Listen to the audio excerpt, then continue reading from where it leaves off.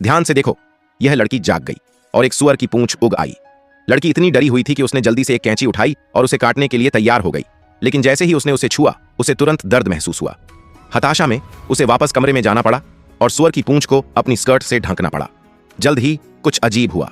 अगले दिन वह हमेशा की तरह स्कूल गई और अचानक एक काली लड़की ने जानबूझकर उसे जमीन पर गिरा दिया। वह डरपोक और कायर थी, लेकिन उसने विरोध करने की हिम्मत नहीं की, इसलिए वह केवल अपनी आंखों से उसे घूर सकती थी। अगले ही पल कुछ अजीब हुआ।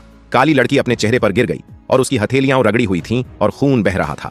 शारीरिक शिक्षा कक्षा के दौरान भी अन्य छात्रों ने उसे अंतहीन रूप से धमकाया और वॉलीबॉल ने उसे एक एक करके मारा। भले ही वह जानती थी कि कौन उसे धमका रहा है, यह बेकार था। इस समय लड़कियों में से एक आई। उसने सोचा कि वह उसकी मदद करने के लिए यहां है, लेकिन उसके व्यवहार ने वास्तव में उसे गुस्सा दिलाया। कोई हुआ ने उसे अपनी आंखों से देखा। अगले ही पल एक लड़की के नथुनों से टमाटर का रस बह निकला।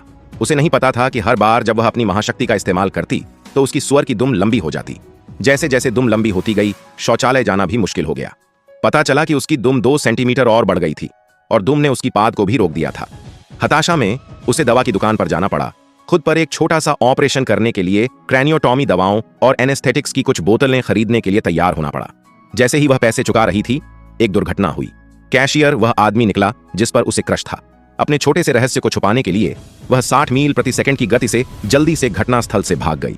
फिर उसका आदमी उसके सामने आया और उसे एक पार्टी में आमंत्रित भी किया। आदमी के निमंत्रण का सामना करते हुए कोई हुआ बिना सोचे समझे सहमत हो गई। घर लौटने के बाद उसने खुद को खूबसूरती से तैयार किया और अपनी दुम को कसकर लपेट लिया।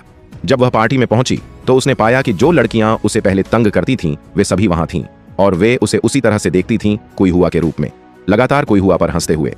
उसके बगल में पीले बालों वाला आदमी 18 पीढ़ियों के लिए कोई हुआ के पूर्वजों को भी कोस रहा था और कोई हुआ इतना क्रोधित था कि वह उसे घूरता रहा। अगले ही पल हुआंगमाओ ने जो पी लिया उससे लगभग दम घुटने लगा। थोड़ी देर बाद आदमी ने उसे नदी में साथ में तैरने के लिए आमंत्रित किया, लेकिन जब कोई हुआ ने अपनी छोटी के बारे में सोचा तो वह आत्मदोष से भर गई और बिना कुछ कहे घर वापस भाग गई। जब वह घर पहुंची तो आदमी ने उसे एक संदेश भेजा जिसमें पूछा गया कि वह बिना कुछ कहे क्यों चली गई। कोई हुआ ने बस इतना कहा कि उसे नींद आ रही थी और वह पहले वापस आ गई। बातचीत के बाद पुरुष देवता ने भी अपने प्यार का इजहार किया और कल मिलने का फैसला किया। अगले दिन दोनों मिलने के लिए सहमत हुए और देर रात तक इंतजार किया। वे ग्रोह में आए। बस जब वे सैकड़ों राउंड लड़ने के लिए तैयार थे तो लड़के ने उसके पीछे अपनी पूंछ को छुआ।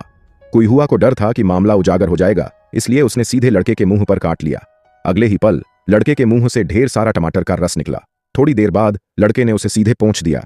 इससे कोई हुआ इतना डर गई कि वह दंग रह गई। तभी लड़के का मोबाइल फोन बज उठा। यह दूसरी लड़की का कॉल था। तभी उसे एहसास हुआ कि लड़का बस उसकी भावनाओं के साथ खेल रहा था। वह जोर जोर से रोने लगी।